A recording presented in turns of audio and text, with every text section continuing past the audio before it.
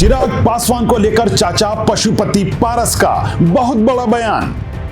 क्या भतीजे को लेकर बदल गया है चाचा पशुपति पारस का मन?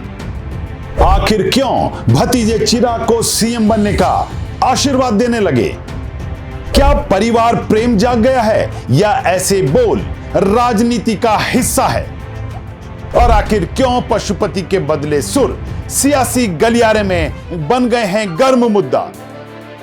नमस्कार, आप देख रहे हैं YBN बिहार झारखंड और मैं हूं दीपक गौड़। बिहार की सियासत में कोई ऐसा दिन नहीं जा रहा जो किसी बड़े खुलासे या घटनाक्रम के चलते सियासी गलियारों में एक बड़ा गर्म मुद्दा ना उछाल रहा हो। कुछ ऐसा ही हुआ गत दिन जब लोक जनशक्ति पार्टी के नेता पशुपति पारस ने अपने भतीजे और एक समय तक धुर विरोधी कहे जाने वाले चिराग पासवान के बारे में ऐसा कुछ कह दिया कि लोग हैरत में पड़ गए।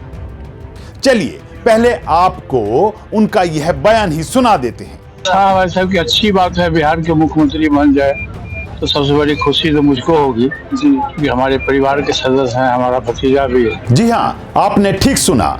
कुछ समय पहले तक चिराग की लोक जनशक्ति पार्टी रामविलास के टूटने की बातें कहने वाले और चिराग के लिए कुछ और कठोर शब्दों का इस्तेमाल करने वाले पूर्व केंद्रीय मंत्री पशुपति पारस हाजीपुर पहुंचे। इस दौरान उन्होंने मीडिया से बात करते हुए कुछ ऐसा कहा जिसकी आशा नहीं की जा सकती। जी हां, वह बोले अगर चिराग पासवान मुख्यमंत्री बनते हैं तो सबसे ज्यादा खुशी उन्हें ही होगी। असल में अपने भतीजे को सीएम बनाने की बात कहकर पारस ने सबको चौंका दिया है। लेकिन अब सवाल उठ रहे हैं कि यह पशुपति पारस का सही में चिराग के प्रति कोई प्यार है या इसके पीछे कोई राजनीति है। सवाल उठ रहे हैं कि कहीं ये पुत्र मोह के चलते दिया गया बयान तो नहीं, या फिर यह बयान अपने खोते सियासी अस्तित्व को बचाने का आखिरी मौका है। और सवाल यह भी है कि क्या चिराग वाकई में सीएम की रेस में हैं भी? तो चलिए, मुद्दा गर्म है में आज हम इस हॉट मुद्दे पर चर्चा करेंगे। आपको बताएंगे कि आखिर हाजीपुर पहुंचे पशुपति पारस के इन मीठे बोल के पीछे की इनसाइड स्टोरी क्या है। आखिर क्यों कल तक चिराग की पार्टी के धीरे धीरे दरकने की बातें कहने वाले पशुपति पारस आज उन्हें लेकर एक ऐसा बयान दे रहे हैं। आखिर पशुपति के चिराग को एकाएक घर का लड़का बताने के पीछे की मंशा क्या है? और आखिर पशुपति पारस को क्या जरूरत पड़ गई कि अपनी अलग सियासी जमीन तलाश रहे चाचा को एकाएक फिर से रिश्तों की गर्माहट का एहसास होने लगा है?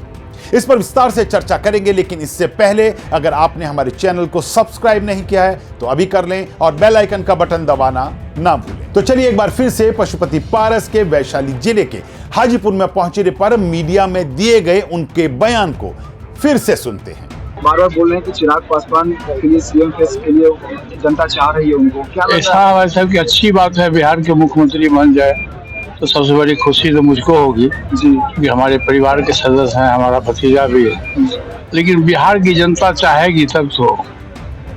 देखिए, जनता के हाथ में सुप्रीम पावर है जी।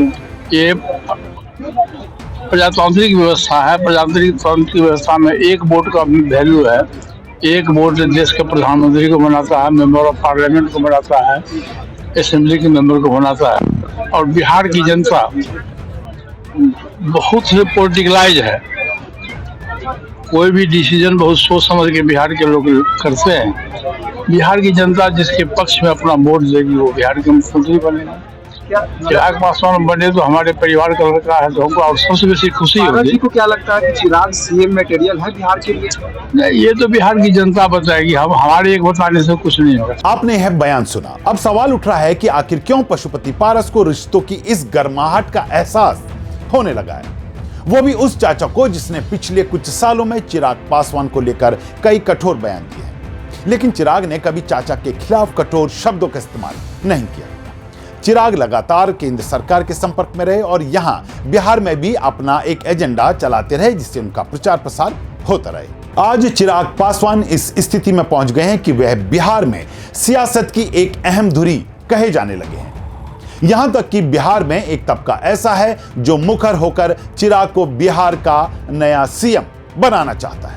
इस सब के बीच एकाएक चाचा पशुपति पारस का चिराग को सीएम बनने पर खुशी जताने की बात कहना थोड़ा अटकता है। अगर पशुपति पारस के इस बयान को राजनीतिक चश्मे से देखें तो यह बात तय है कि रामविलास पासवान के निधन के बाद लोक जनशक्ति पार्टी रामविलास में हुई टूट ने एक समय पशुपति पारस को बड़ा नेता बना दिया था। लेकिन चिराग पासवान अपने हक के लिए लड़े और धीरे धीरे उन्होंने अपने पिता की विरासत को संभालना शुरू कर दिया और आज वह अपनी पार्टी को इस मुकाम पर पहुंचा चुके हैं कि उनकी एक मजबूत हिस्सेदारी सियासत में नजर आती है।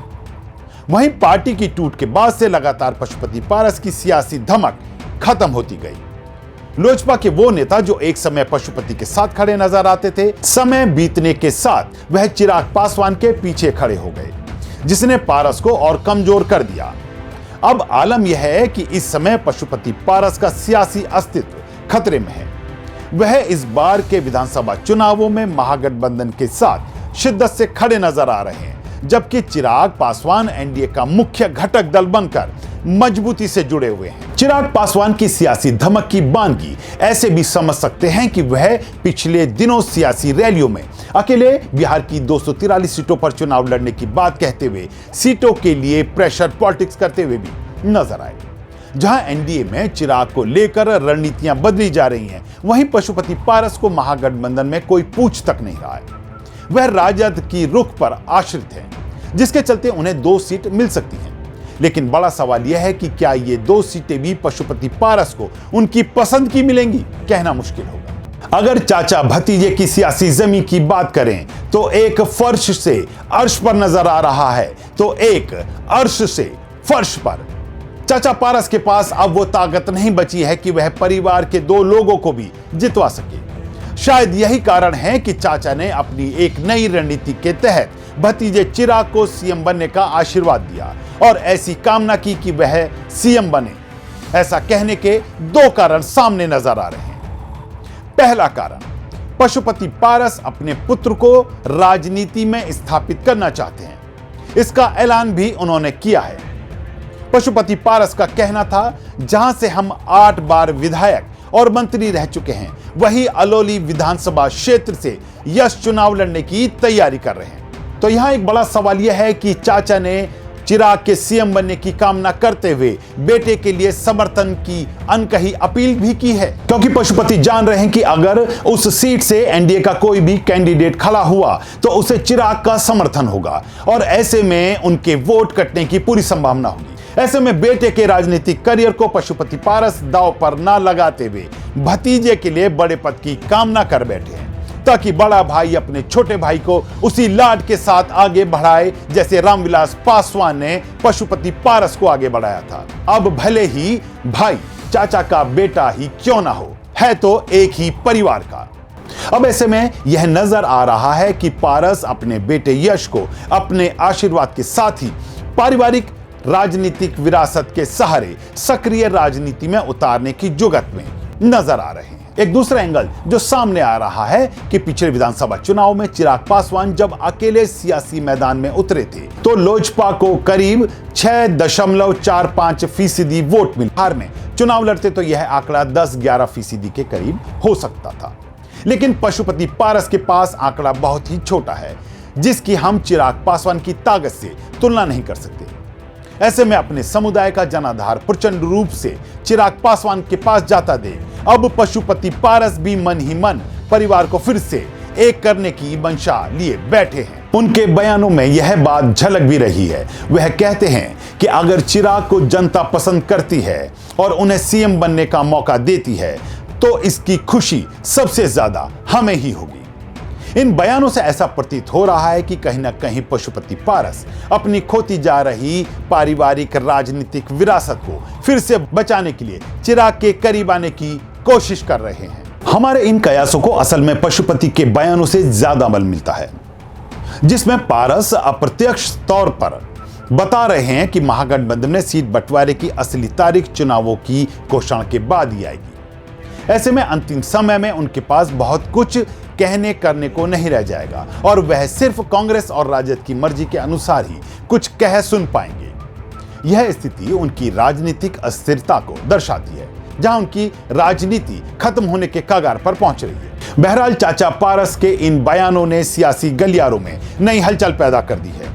अगर चुनावों से पहले या अगले कुछ दिनों में ही पशुपति पारस खुद से आगे बढ़ते हुए चिराग की और एक बार फिर से एकजुट होकर अपनी सियासी जमीन को मजबूत करने का प्रस्ताव रखते हुए नजर आए तो कोई चौंकाने वाली बात नहीं होगी। असल में पशुपति पारस जान रहे हैं कि ऐसा प्रस्ताव देने पर वह खोने वाले कुछ नहीं है और पाने को बहुत कुछ हो सकता है।